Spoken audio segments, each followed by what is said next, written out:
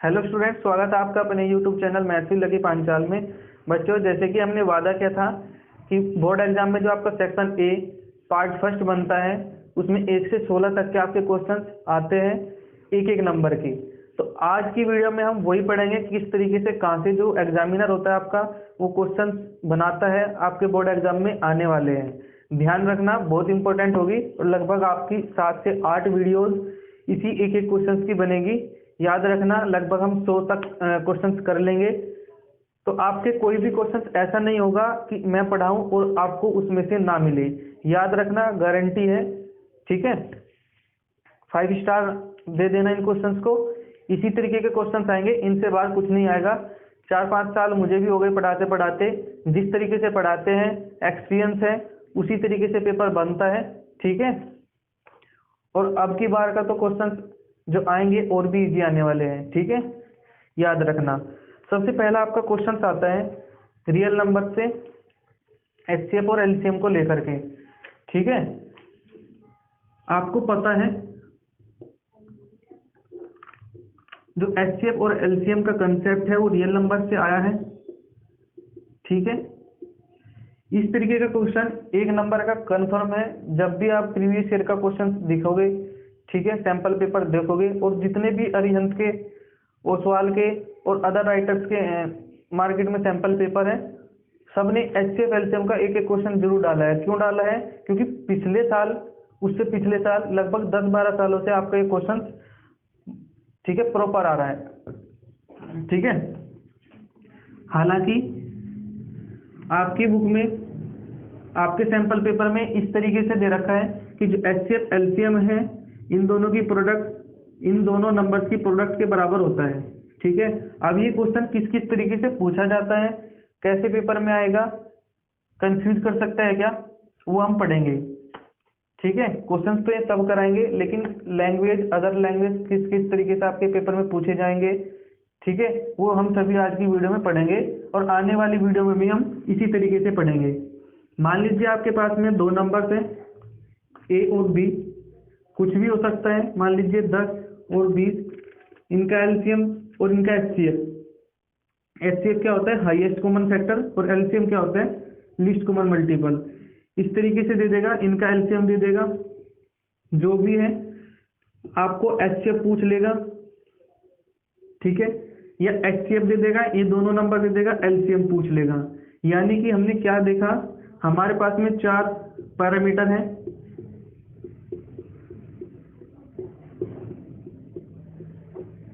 चार में से यदि हमारे पास में कोई भी 3 आता है तो हम एक, जो बाकी का बचा चौथा है, वो हम फाइंड आउट कर सकते हैं क्या। तो इस कंसेप्ट को इस तरीके से याद रखना कि एचसीएफ और एलसीएम की प्रोडक्ट उन दोनों नंबर्स की प्रोडक्ट के बराबर होती है। यदि हमारे पास में कोई भी 3 नंबर है तो हम चौथा नंबर निकाल सकते हैं। ये तो था आपका पहला क्वेश्चन, इसका कंसेप्ट। इसी तरीके से आपके पेपर में पूछे जाते हैं। डिजिट आपकी चेंज होगी, एनसीईआरटी भी आ सकता है एज इट इज, या कुछ और नंबर जो भी एग्जामिनर को लगे अच्छे में दे सकते हैं। बस आपको ये याद रखना है कि हमारे पास में एचसीएम और एलसीएम वाले में 4 पैरामीटर है, ठीक है। कोई 3 देगा, चौथा हमारे से पूछेगा। आपको कैलकुलेशन को अच्छे से करके आना है ताकि आपका नंबर ना कटे, ठीक है। अब आपका आता है दूसरा क्वेश्चन, और इसी को कैसे पूछ सकता है, यानी कि मैंने ये सभी नोट डाउन कर रखे हैं। इसमें ऐसा पूछे भी जा सकते हैं कि what is the HCF of smallest, HCF और एलसीएम का ही कंसेप्ट है इसमें भी। What is the HCF of smallest prime number and the smallest composite number. बच्चों, ये सब आपके बेसिक पर है। एक एक नंबर, जो भी क्वेश्चंस आएंगे एक एक नंबर के, में सब आपके बेसिक नॉलेज चेक करेंगे, कितनी अच्छी तरीके से आप पढ़ कर गए हो, इसी से पता लग जाएगा एग्जामिनर को। इसमें क्या क्या है कि एचसीएफ बताओ स्मॉलेस्ट प्राइम नंबर का और स्मॉलेस्ट कंपोजिट नंबर का। अब इसमें बच्चों क्या दे दिया, आपको कोई भी नंबर नहीं दिए, 2 नंबर आपको डायरेक्ट नहीं दिए, आपको देखना है खुद से ही कि स्मॉलेस्ट प्राइम नंबर क्या होता है और स्मॉलेस्ट कंपोजिट नंबर क्या होता है। यदि आपको इन दोनों का मतलब पता है तो आपका एक नंबर पक्का है, ठीक है, क्योंकि एचसीएफ और एलसीएम तो आप निकाल ही लेते हो। यदि आपको नहीं पता तो आपके ये क्वेश्चन नहीं होगा, ठीक है, छोड़ कर आओगे। तो स्मॉलेस्ट प्राइम नंबर क्या है?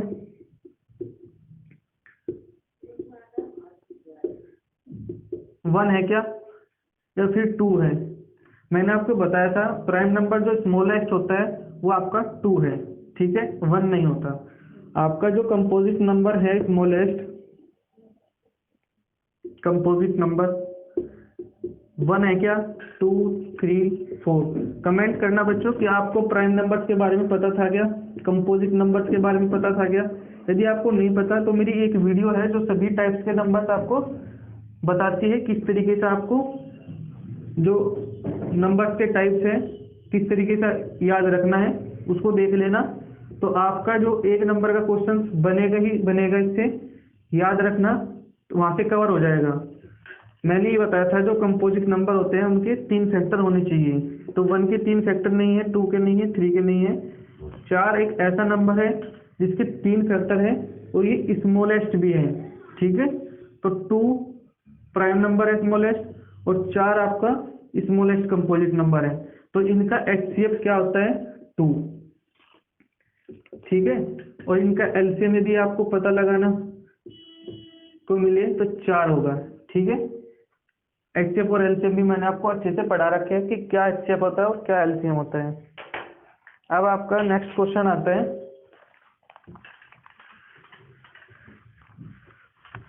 Question number 3।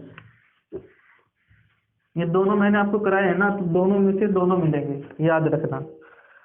अब तीसरा क्वेश्चन आपका एंगल ऑफ एलिवेशन, और यदि आपको ज्यादा ही डिटेल में दे तो एंगल ऑफ डिप्रेशन देखने को मिल सकता है, ठीक है। ये दोनों टर्म्स याद रखना, मैंने आपको पढ़ाई भी है, लेकिन यहाँ पर एक एक नंबर के क्वेश्चन मैं आपको प्रोवाइड कर रहा हूँ, स्पेशल क्लासेस है ये। तो मैं आपको एक बार और बताऊंगा कि एंगल ऑफ एलिवेशन और एंगल ऑफ डिप्रेशन क्या होता है। यदि कोई आदमी कोई बंदा नीचे से खड़ा होकर ऊपर की ओर देखता है तो ये जो एंगल बनता है, ये जो एंगल बनता है ऊपर की ओर लगाने पर, जैसे कि हम ऊपर की ओर देख रहे हैं, तो हमारे द्वारा जो वहां पर दीवार में बना हुआ एंगल वो एंगल ऑफ एलिवेशन होता है, ठीक है। ये आपका एंगल ऑफ एलिवेशन होता है। यदि मैं यहाँ पर खड़ा हूँ और नीचे की ओर देख रहा हूँ तो इसके द्वारा बना हुआ एंगल, ये वाला एंगल, एंगल ऑफ डिप्रेशन बोलते हैं इसको। कैसे? यदि कोई बंदा यहाँ पर खड़ा है और नीचे की ओर देख रहा है तो जो एंगल बनेगा, कुछ भी बने, थीटा मान लो, 30, 45, 60, 90, जो भी एंगल बनेगा वो आपका एंगल ऑफ डिप्रेशन होता है, ठीक है। याद रखना एंगल ऑफ डिप्रेशन। तो आप समझे क्या एंगल ऑफ एलिवेशन क्या होता है, एंगल ऑफ डिप्रेशन क्या होता है। अब इनसे रिलेटेड आपसे किस तरीके से क्वेश्चन पूछे जाते हैं पेपर में, ये तो कन्फर्म है बच्चों कि इन्हीं से आपका क्वेश्चन बनेगा, ठीक है।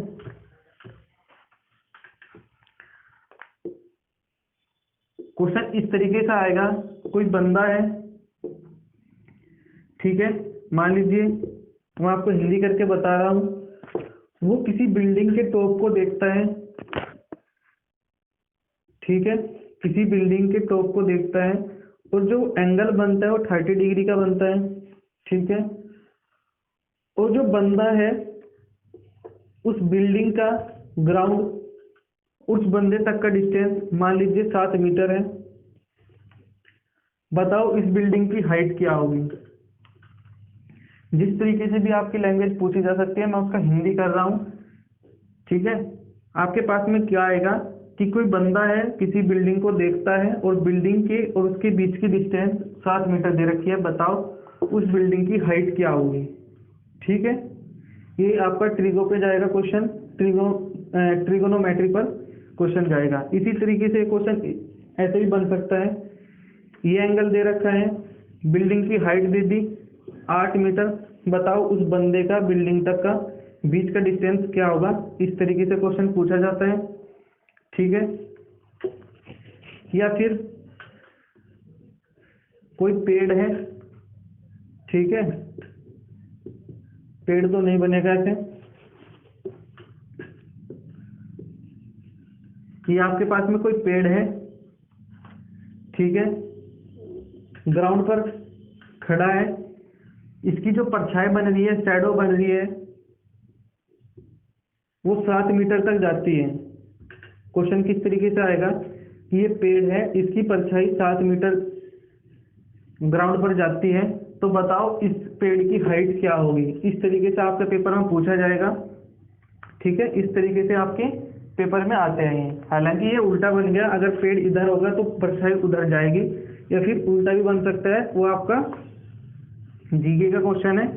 मैंने आपको ये बता दिया कि इस तरीके से क्वेश्चन आपके पेपर में पूछे जाते हैं। और जो आपका एक रह गया इम्पोर्टेंट, वो ये है, कोई बिल्डिंग है, या फिर आप कोई दीवार भी कह सकते हो, मान लीजिए बिल्डिंग है, उस पर सीढ़ी लगी है, ठीक है, ये आपकी सीढ़ी है, इस तरीके से झुकी हुई है, जो आपकी 60 डिग्री के एंगल बनाती है। और सीढ़ी का और बिल्डिंग का डिस्टेंस आपको 8 मीटर या कुछ भी दे रखा है। बताओ इस बिल्डिंग की हाइट क्या होगी, ये दे दिया आपको। अब बिल्डिंग की हाइट पता लगा लिया आपने, फिर आपको क्या बताना है कि इस सीढ़ी का लेंथ कितना होगा। तो इस तरीके के क्वेश्चन आपके पूछे जाते हैं। अब जो कंसेप्ट है इसको सोल्व करने का, वो बस ये आपको याद रखना है। कैसे याद रखना है, देखना, मोस्टली जो इन क्वेश्चंस में टी रेशियोज लगता है वो आपका tan थीटा लगता है। मान लीजिए 30 दे रखा है और ये 8 है, ये आपको निकालना है। तो जिस भी टी रेशियोज में परपेंडिकुलर और बेस आता हो, जिस भी टी रेशियोज में आपका परपेंडिकुलर और बेस आता हो, उससे आप निकाल सकते हो। ठीक है, तो tan थीटा में आपका परपेंडिकुलर अपॉन बेस आता है क्या, tan 30 क्या होता है 1/√3। परपेंडिकुलर आपको निकालना है और ये आपको 8 दे रखा है। परपेंडिकुलर का मतलब आपका हाइट, तो हाइट जो होगी आपकी वो 8/√3 होगी क्या, जो भी आपकी यूनिट दे रखी है उसमें आप लिख लेना। यदि यूनिट नहीं लिखते हो तो आपका 1 नंबर कट जाएगा। यदि 1 नंबर का क्वेश्चन है तो आधा नंबर कटेगा। ठीक है, पूरा नहीं कटेगा, आधा फिर भी मिल जाएगा आपको। तो आपके ये 3 क्वेश्चन हो गए। बच्चों कमेंट करके बताना कैसा लग रहा है आपको। ठीक है, और मैं आपको 2 क्वेश्चन ऐसे दूंगा जो आपके बेसिक पर ही है, आपको करके आना है, आपको कमेंट करना है उनका आंसर। और नेक्स्ट वीडियो में मैं आपको वही बताऊंगा, उन दोनों के आंसर बताऊंगा, पहले सॉल्यूशन करूंगा अच्छे से। यदि आपका अच्छा हुआ तो मैं आपको कमेंट करके जरूर बताऊंगा कि आप सही हो या आप गलत हो। आपके कमेंट का रेस्पॉन्स मैं जरूर दूंगा। ठीक है, अब आपका आता है, देखो किस किस तरीके से आपके पेपर में पूछे जाते हैं। वहां पर आप डायरेक्ट देखोगे तो आप घबरा जाओगे, कहोगे कि इस तरीके से कोई पेपर बनाता है क्या इतना लेंथी। लेकिन लेंथी नहीं है, करना सीखो। tan x² - 1 be R remainder when dividing x की 4 - 3x² + 5x - 9 बाई x² + 3। आपको इसका आंसर देना है यस और नो में। ठीक है, इसमें क्या पूछ लिया आपको, डायरेक्ट ये नहीं पूछा। यदि आपको इसको डिवाइड करना है इससे, तो इसका रिमाइंडर क्या आएगा। इसको इसी लैंग्वेज में बदल दिया कि बताओ यदि हम इस इक्वेशन को, इस पोलिनोमियल को इस पोलिनोमियल से डिवाइड करते हैं तो क्या ये रिमाइंडर आता है क्या। तो काम तो फिर भी आपको उतना ही करना है, बस आपको आंसर यस और नो में देना है। ठीक है, यानी कि क्वेश्चंस की लैंग्वेज ही बदल दी और कुछ नहीं बदला। ठीक है, काम अब भी आपके लिए इतना ही है जितना पहले था। तो ये बताना कि यार सच में ही आपका यही रिमाइंडर आता है क्या या नहीं। ठीक है बच्चों, ये आपको कमेंट करना है। इस तरीके के आपके क्वेश्चन पूछे जाते हैं, याद रखना।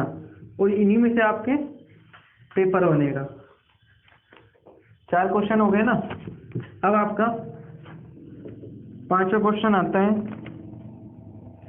बहुत ही इंटरेस्टिंग क्वेश्चन है, 1 नंबर के लिए बहुत सिंपल क्वेश्चन है, बहुत सिंपल क्वेश्चन। मेथड भी बताऊंगा, साइन स्क्वायर 60 और कोस स्क्वायर 30। बताओ इनका सम क्या होगा। Find the value of this, इसका आपको वैल्यू निकालना है, बताओ। अब अच्छा याद रखना, सिंपल सा लॉजिक है, जब भी आपका साइन स्क्वायर थीटा और कोस स्क्वायर थीटा इस तरीके से दे रखा हो और θ1 प्लस θ2 आपके पास में 90 डिग्री बन जाए,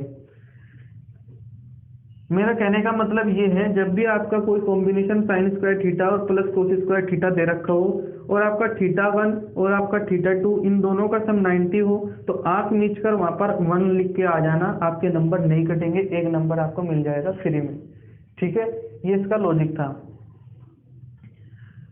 अब देखना 60 प्लस 30 क्या है, 90 है क्या, तो इस तरीके से आपके यहाँ पर एक आंसर आ जाएगा। क्या याद रखना, यहाँ पर इसका ये तो मैंने सिंपल लिख दिया, साइन स्क्वायर 60 कोस स्क्वायर 30। आप याद रख सकते हो डायरेक्ट भी, साइन स्क्वायर 60 इसके बराबर होता है √3/2। √3 का जब स्क्वायर करोगे तो 3 और 2 का स्क्वायर करोगे तो 4। इसी तरीके से कोस स्क्वायर 30 1/2 यानी कि 1/4, 3 4 क्या आएगा, 1 आ जाएगा आंसर। तो आप डायरेक्ट भी कर सकते हो और आप इस तरीके से भी कर सकते हो। √3/2 का जब आप स्क्वायर करोगे, यदि आपको डिटेल में आंसर चाहिए तो इस तरीके से आएगा, याद रखना। डायरेक्ट भी आप लिख सकते हो। अब मैं आपको क्या बताना चाह रहा हूँ वो समझना बस। मैंने आपको क्या समझाने की कोशिश की, ये तो आपकी डायरेक्ट वैल्यू आ गई कि 60 और 30 आपका 90 देगा।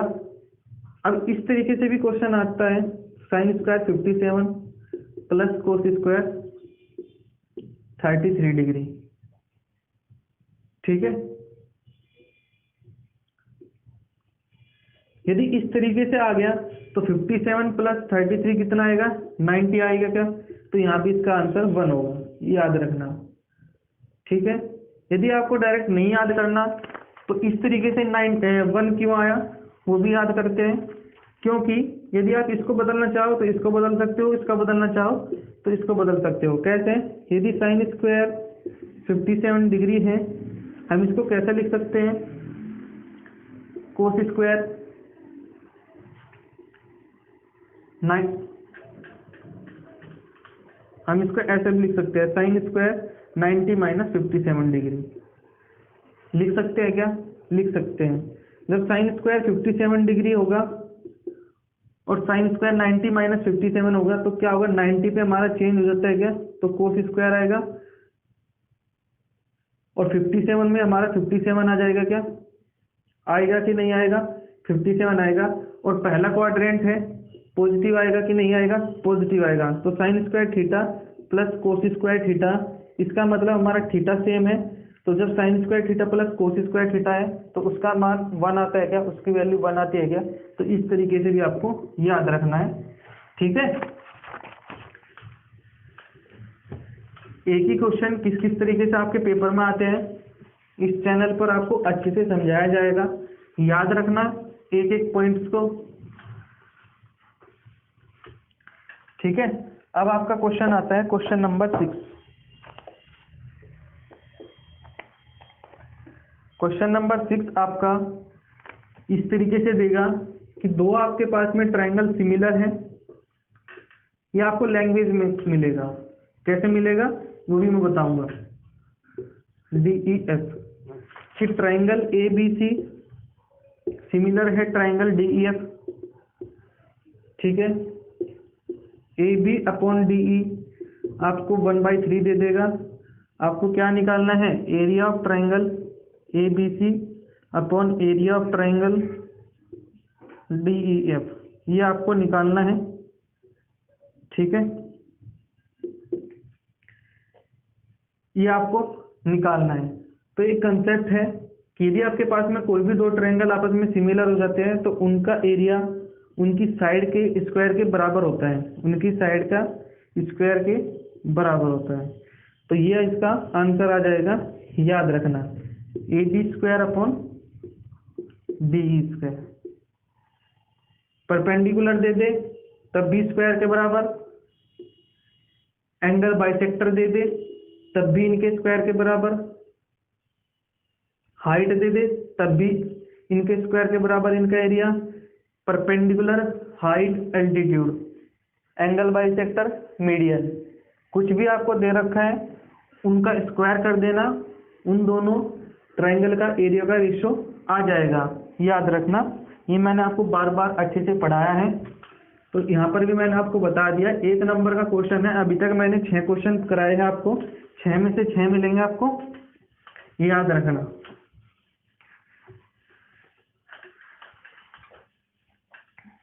अब आपका 7वां क्वेश्चन आता है। 7वां क्वेश्चन इस तरीके से आएगा, आपके पास में एक सर्किल दिया होगा, एक सर्किल होगा, उसमें कोई टेंजेंट होगी इस तरीके से। यहाँ पर आपको टेंजेंट दे दिया, बताओ ये आपकी रेडियस है, ये पी क्यू आपके पास में टेंजेंट है, ये ओ आपको दे रखा है, आपको वैल्यू बतानी है। इसको मान लीजिए एम, आपको एंगल ओ एम क्यू बताना है, आपको एंगल ओ एम पी बताना है, ये बताना है आपको। तो इसको डायरेक्ट याद रखना, टेंजेंट और रेडियस के द्वारा बना हुआ एंगल, टेंजेंट और रेडियस के द्वारा बना हुआ एंगल 90 डिग्री होता है, याद रखना, डायरेक्ट याद रखना। इसी क्वेश्चन को कैसे पूछ सकता है एक ही नंबर में बच्चों, क्या जो एंगल ओ एम क्यू है वो बराबर है क्या एंगल ओ एम पी के? कैन, यहाँ पर आपको क्वेश्चन मार्क दे देगा, तो आपको यस और नो में आंसर देना है। तो जब टेंजेंट और रेडियस के द्वारा बनाया एंगल 90 डिग्री होता है, ये भी आपका 90 डिग्री होगा। क्यों होगा? क्योंकि एक स्ट्रेट लाइन के द्वारा बना हुआ एंगल 180 डिग्री होता है क्या? इस तरीके से भी आप याद रख सकते हो, याद रखना। और ये तो आपका कंसेप्ट है ही कि किसी भी टेंजेंट और रेडियस के द्वारा बना हुआ एंगल आपकी यहाँ से भी हो सकती है, यहाँ से भी हो सकता है, 90 डिग्री होगा, किसी तरीके से आपका पूछा जा सकता है। आपको बस याद रखना है कि टेंजेंट और रेडियस के द्वारा बना हुआ एंगल आपका 90 डिग्री होता है, उसको हमें नहीं भूलना है, उसको हमें याद रखना है। ये आपका 7वां क्वेश्चन था। अब हम 8वां क्वेश्चन करेंगे बच्चों। जो आपका 8वां क्वेश्चन है ये आपका एपी में है, अर्थमेटिक प्रोग्रेशन में है। क्वेश्चन आता है यहाँ से भी, आपको A21 माइनस A7 आपको 84 दे रखा है, यानी कि 21वीं टर्म और 7वीं टर्म का डिफरेंस आपको 84 दे रखा है। आपको क्या निकालना है? आपको इनका डिफरेंस निकालना है, ठीक है। कैसे निकाल लोगे? यदि हमारे पास में A21 है तो a plus n minus 1 d होता है क्या फार्मूला? यदि हमारे पास में A7 है तो a plus n minus 1 d होता है क्या फार्मूला? a क्या है आपका? पहली टर्म नहीं पता। n क्या है आपके पास में? 21, 21 में से एक जाएगा 22 और आपका d। इसी तरीके से a आपका पहला टर्म, n क्या है आपके पास में? 7, 7 में से एक जाएगा 6 और आपका d। जब आप इसमें से पहली वाली इक्वेशन में से दूसरी इक्वेशन माइनस करोगे, क्या आएगा? फर्स्ट में से सेकंड माइनस करोगे तो A21 माइनस A7 क्या दे रखा है आपके पास में? 84। a से a जाएगा, 22 में से 6 जाएगा, कितना बचेगा? 16। कितना बचेगा? 16 d। 16 में से जब 84 को भाग करेंगे तो क्या आएगा? 16 दूनी 32, 3 48, 4 84। यहाँ पर ही आपका क्या दे रखा है? ये आपका 21 में से एक जाएगा, यहाँ पर 20 आएगा। 21 में से एक जाएगा, यहाँ पर 20 आएगा। 20 में से 6 जाएगा तो 14 आएगा और 14 जब 84 को डिवाइड करेगा तो 6 बार के में जाएगा। ठीक है, तो यहाँ पर जो इसका डिफरेंस होगा वो 6 आएगा, याद रखना। इस तरीके से आपके क्वेश्चन पूछे जाते हैं पेपर में। 1 नंबर के ये बच्चे याद रखना।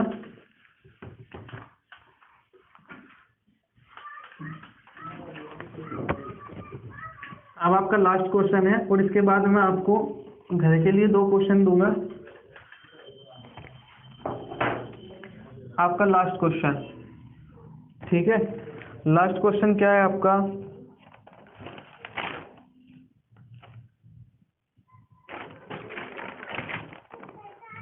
सरफेस एरियाज एंड वॉल्यूम में से है, याद रखना। इसमें क्या दे रखा है? Difference of the circumference if the difference of the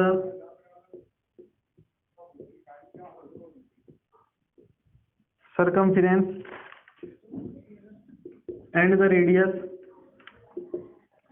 of a circle क्या दे दिया? 37। आपको पाई की वैल्यू भी दे दी कि 22/7 ही रखना है और आपको सरकमफ्रेंस पूछ रखा है कि सरकमफ्रेंस बताओ। ठीक है, ऐसे क्वेश्चन में हमें क्या देखना होता है? उसकी लैंग्वेज को पढ़ो, अच्छे से पढ़ो और इतना याद रखो कि हम लैंग्वेज में एंड से पहले तक पढ़ेंगे, फिर एंड के बाद जो दे रखा है फिर वो पढ़ेंगे।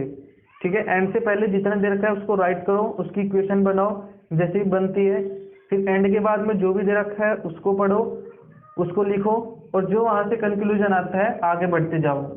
If the difference of the circumference, यानी कि सर्कमफ्रेंस क्या होती है किसी भी सर्कल की? 2πr और डिफरेंस दे रखा है माइनस यानी कि and the radius of a circle यानी कि r, वो आपके पास में 37 दे रखा है और आपसे क्या पूछ लिया कि सरकमफ्रेंस बताओ, यानी कि 2πr आपको बताना है। ठीक है, पाई की वैल्यू 22/7 है, याद रखना। तो जब आप 22/7, r यहाँ भी है, r यहाँ भी है, तो कॉमन आ जाएगा क्या? 37। इस इक्वेशन को सोल्व करोगे, क्या कर लोगे? क्या 22 दूनी 44, 44 में से 7 जाएगा, क्या बचेगा? 14 में 7 गए 7, 37 आ जाएगा क्या? 7 गुना 2 इक्वल्स टू 37, ये आपका r। 37 से 37 जाएगा, r की वैल्यू 7/2 आ जाएगी। क्या लिख सकते हैं हम? 3.5। जिसमें भी दे रखी है सेंटीमीटर में दे रखी है तो सेंटीमीटर में, यूनिट दे रखा है तो यूनिट लगा कर जाना, आपका आ जाएगा यूनिट। ठीक है, इस तरीके से आपको लगानी है। r आपका 3.5 आ गया। अब आपको यहाँ पर नहीं छोड़ना है, उसकी आपको सरकमफ्रेंस बतानी है। सरकमफ्रेंस होता है 2πr, 2 × 22/7 और रेडियस क्या दे रखा है आपको? 7/2। 7 से 7 जाएगा, 2 से 2 जाएगा, क्या आपके पास में 22 आ जाएगी? क्या तो 22 यूनिट उस सर्किल की सरकमफ्रेंस है, याद रखना। इस तरीके से आपके क्वेश्चन एक एक नंबर में पूछे जाते हैं। आप इसको लेंथी नहीं मानना है आपको, क्योंकि एक एक नंबर के क्वेश्चन इस तरीके से आपके पूछे गए हैं।